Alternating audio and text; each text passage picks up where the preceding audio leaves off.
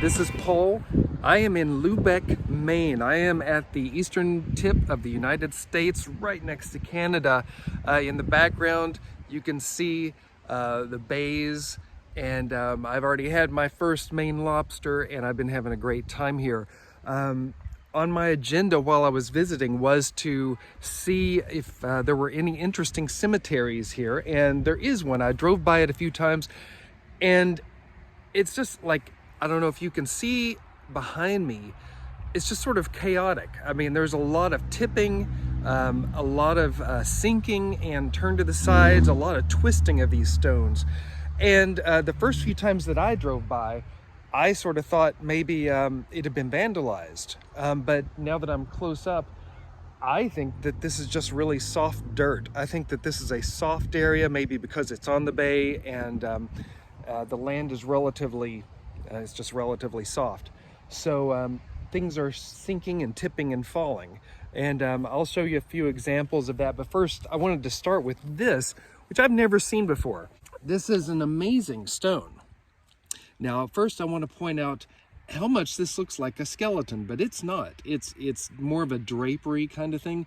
But I have to believe that they had that in mind, that maybe they wanted to get sort of an abstract skeleton in there. Sort of maybe more of a finial up here at the top, but it certainly looks like a death head to me. And then the coolest part is this. Do you see how it's really indented in there? I've never seen that before in any cemetery stone design, and that's just thrilling. Now there's a little slate stone. Yeah, look at that. Some of these, this is an interesting cemetery because there are some that some of the stones are, you know, like in the 1950s. They're new, and then there's this, which 1824. Look at that. And just like in Salem, here's a weeping willow with urn. That was a big trend at that point in time. It's very interesting. You wonder how word gets out. You know, it's like those who are making the cemetery stones have a catalog or something, and they open it up. You want the urn? Yeah. You want the weeping willow? Yeah. Everybody else is doing it. This is a really cool one. Look just at the etching in here. This is a very sort of, what is the date on this? Yeah, died 1819, 40 years old. Now, I love this. Look, I mean, it's so ready to go. It's so ready to fall apart. You've got cracks going here, a crack following the urn. This great patina on it. Yeah, I hate to see it eventually disintegrate, but it just, like, to me, that's a part of the story. That just tells you this person was here and lived his life, and now the stone also has a lifetime. And overlooking the bay like it is, it has seen its share of weather, and it will someday be gone as well.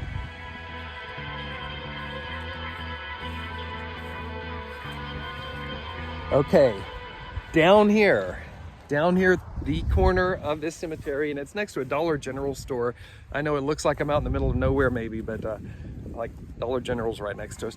But right here at the road that you drive down, the only crypt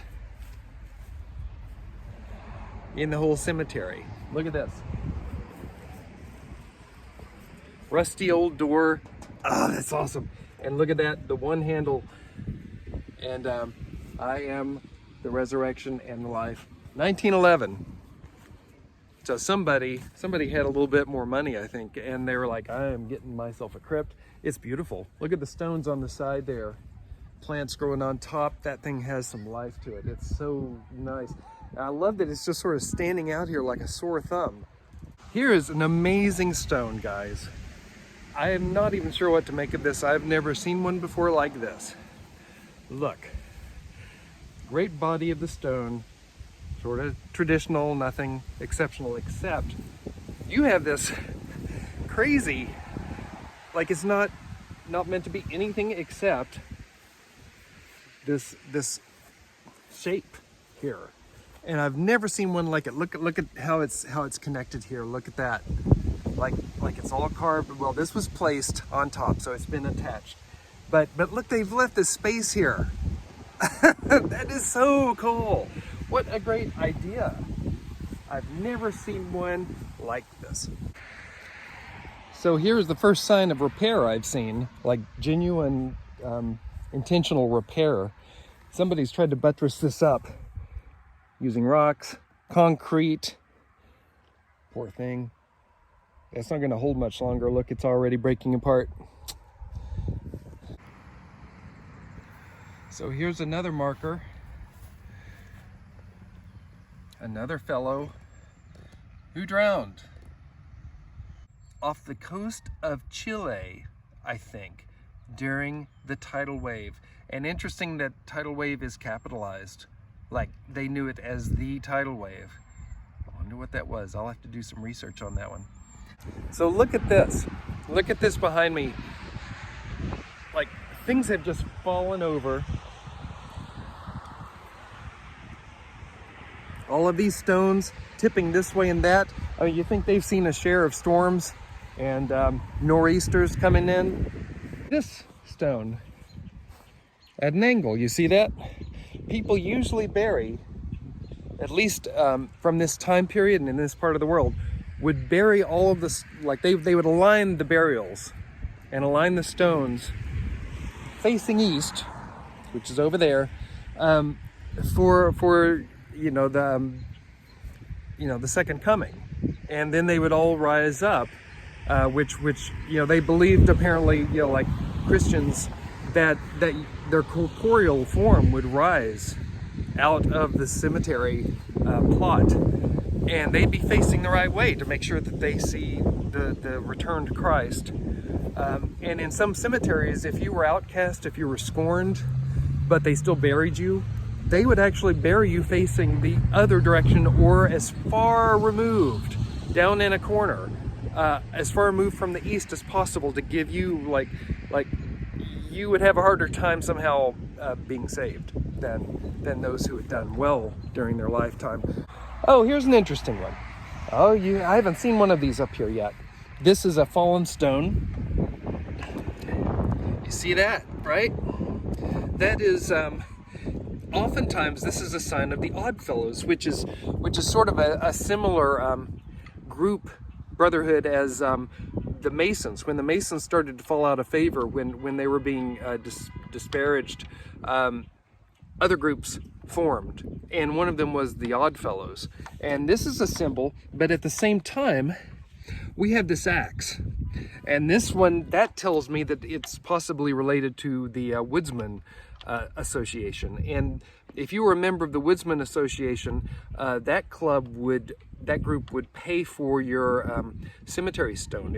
They would make sure you were buried with honor, and it was, you know, because you paid dues and stuff, so your money was there, and it would make sure you had a final resting place. And this might be that. Take another look at this. Very nice. I've never seen the 3 rings with an axe before. Here's something I haven't seen yet up here. Zinc, white zinc. These are metal, and they were manufactured, you know, they weren't carved. And they were popular for a number of years, but they're incredibly fragile. You can see here, this one's splitting already. And at the time, they were sold as sort of a permanent kind of marker. And they have not proven to be so, but they really hold their detail well. Look, it's neat because there were times when, like during Prohibition, smugglers of alcohol would hide. They would open up a side and hide their illegal contraband in these stones. So it's like these have potential secrets. You know, who knows if this hasn't been opened and then resealed. And here is the gold. Look at that. This is a beautiful Masonic symbol with the sun. This person was high up in the order. This was not just a member. This was a person, possibly a Grand Master.